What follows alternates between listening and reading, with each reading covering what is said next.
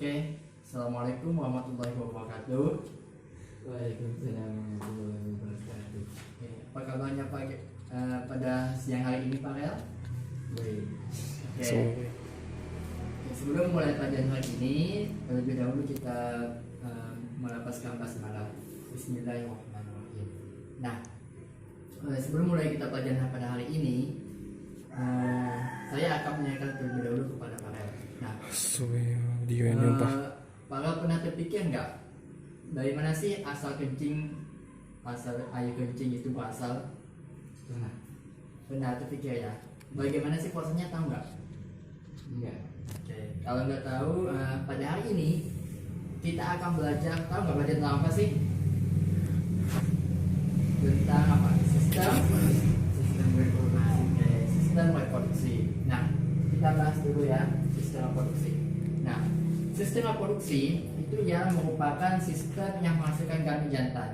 Jadi sistem reproduksi itu dia menghasilkan gamet jantan yang jantan itu laki-laki dan juga betina. Betina itu perempuan. Dia menghasilkan gamet jantan dan gamet betina yang berfungsi untuk apa? Untuk menghasilkan yang namanya keturunan. Nah, untuk lebih lanjutnya, Bapak akan bagikan sedikit ya tentang video mengenai sistem reproduksi. Jadi Bapak silakan nonton video ini terlebih dahulu.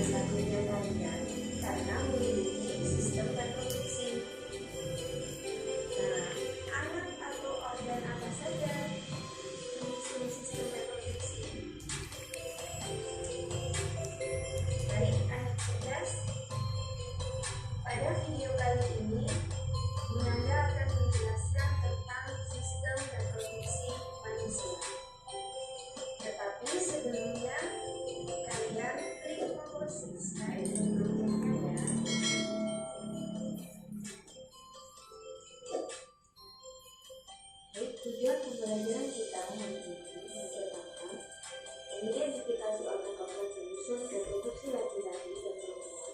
Dua, menjelaskan fungsi organ penyusun sistem reproduksi laki-laki dan perempuan. Tiga, mendiskusikan proses spermatogenesis dan oogenesis. Sistem reproduksi berarti apa? Produksi laki-laki dan reproduksi perempuan. Organ reproduksi laki-laki berbentuk atas, organ luar, organ dalam, dan organ tambahan. Baik.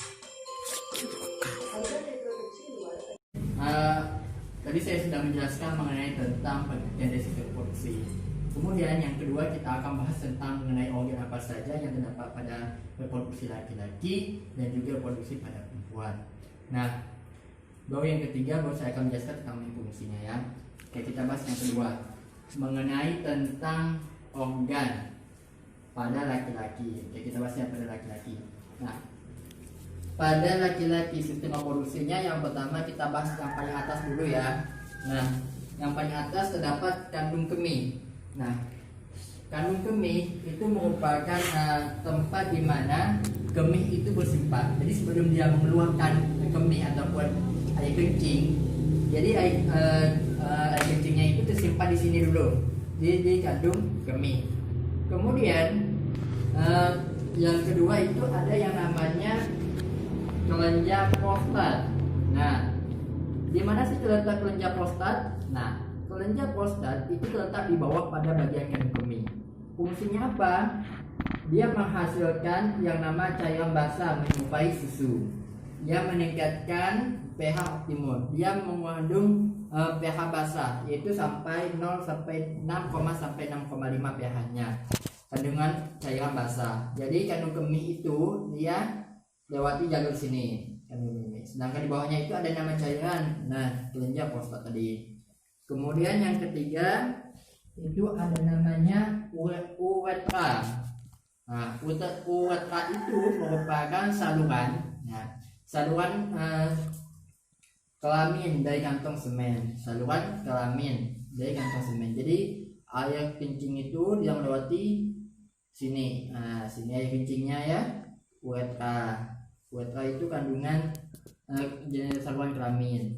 Kemudian ada pons deferens. Pons deferens. Nah, apa sih pons deferens ini?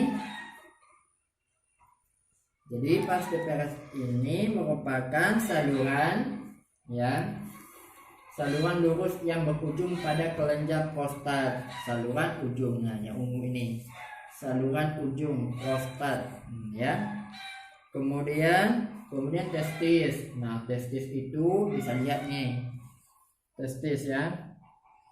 Testis itu kayak di dalam ada biji biasanya kalau laki-laki itu kan. Nah, kalau bahasa ilmiahnya itu biasanya bilang biji kan. Kalau di bahasa ilmiah biologinya itu disebut dengan testis. Nah, disebut dengan testis. Kemudian ada skrotum. Skrotum itu ibaratnya ialah kantong pelir. Nah, kalau bahasa Indonesianya kantong pelir, sedangkan bahasa biologinya itu disebut dengan skrotum ataupun kantong pembungkus dari testis, pelindung testis gitu. Kemudian ada yang namanya kepala penis. Nah, kepala penis ini dia berfungsi untuk melindungi penis, melindungi ininya. Ini kita biasa lihat kan, apa itu bisa lihat. Nah, kemudian baru lubang penis. Nah, lubang penis ini baru keluar yang namanya saluran kemih, saluran kencing. Nah, ini yang disebut dengan lubang penis, lubang yang bisa keluar kencing. Oke, paham ya? Kemudian yang kedua, kita bahas mengenai tentang organ penyusun sistem reproduksi pada perempuan lagi, pada wanita. Nah, pada wanita. Kita bahas yang pertama, yaitu ada yang namanya ovarium. Yang mana ovarium? Ini. Dia menyimpan apa? Nah, dia menyimpan ada hormon ataupun gonad wanita. Nah, ini dia menyimpan. Untuk mengapa? Untuk dia menghasilkan yang namanya keturunan. Oke, gonad ataupun hormon yang berfungsi untuk bisa menghasilkan keturunan. Kalau nggak ada ini nih hormon ataupun ini, jadi susah mau melahirkan. Nah, nggak ada yang namanya sepasang hormon ataupun ovum, dia menghasilkan ovum. Kemudian ada yang kedua, yang B,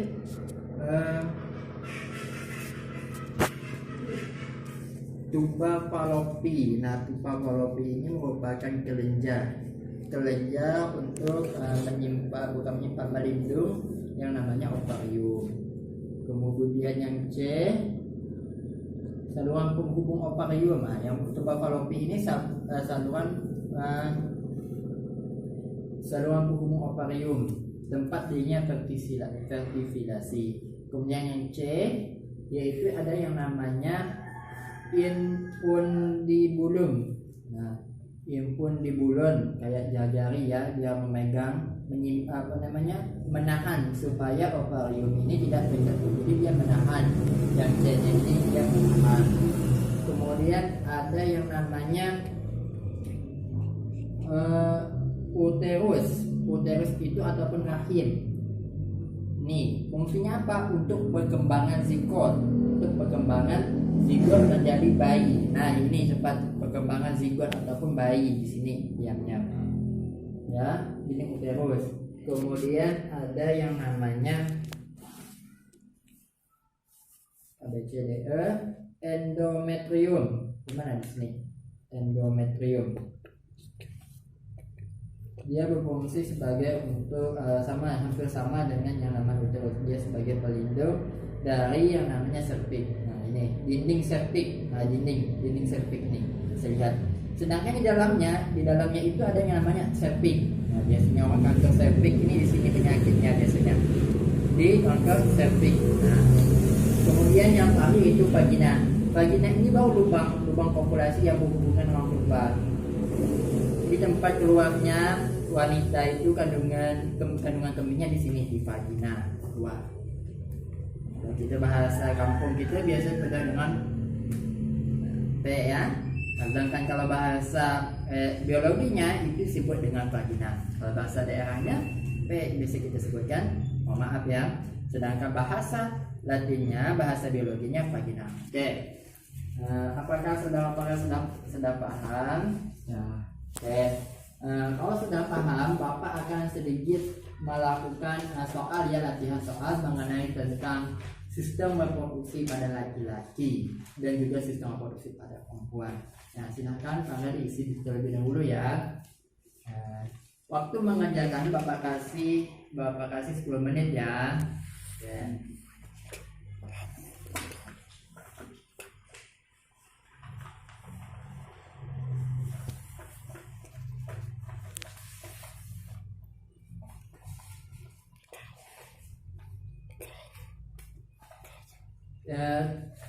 Tugasnya kerjakan di buku aja ya Pak, biar saya bisa mengisinya dengan cepat.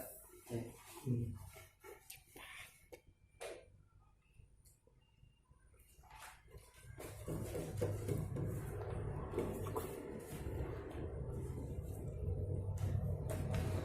Oke, udah selesai ya? Oke, udah. Nah, oke. Ini Bapak periksa terlebih dahulu ya.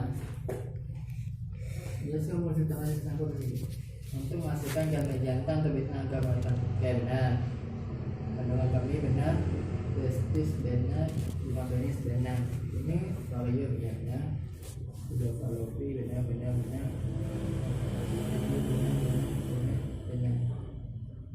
Untuk alat populasi sperma.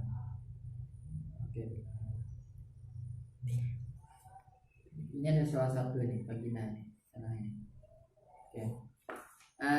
Jadi nilai varian ini saya kasih 80 ya, salah satu. Oke. Nah, sebelum kita mengakhiri pelajaran hari ini, baiklah kita akan menyimpul mengenai tentang sistem reproduksi sistem reproduksi. Jadi sistem reproduksi apa tadi? Sistem reproduksi ialah sistem yang menghasilkan apa? Gamet apa? Jantan dan juga betina. Nah, yang menghasilkan apa? Untuk menghasilkan keturunan. Nah, jadi pada sistem reproduksi terdapat dua, sistem reproduksi pada laki-laki dan juga pada perempuan. Nah, pada laki-laki itu ada organ-organnya apa saja tadi Pak? Ada kandung kemih, ada apa? Skrotum, apalagi? Testis, penis, kemudian apa lagi? Vas deferens dan uret. Nah, terus penis ya. Kalau pada pria, kalau pada wanita ada ada ovarium, ada tuba vagina, ada tuba fallopi dan yang lain ya. Paham ke Parel? Kalau udah paham, minggu ketemu selanjutnya kita akan bahas mengenai tentang spermatogenesis dan juga oogenesis. Oke. Untuk mahir pelajaran hari ini, mari kita bersama-sama melafazkan hamdalah. Alhamdulillah. Demikian pelajaran pada hari ini, lebih kurang mohon dimaafkan. Billahi fisabilil haq fasabiqul khairat. Wassalamualaikum warahmatullahi wabarakatuh.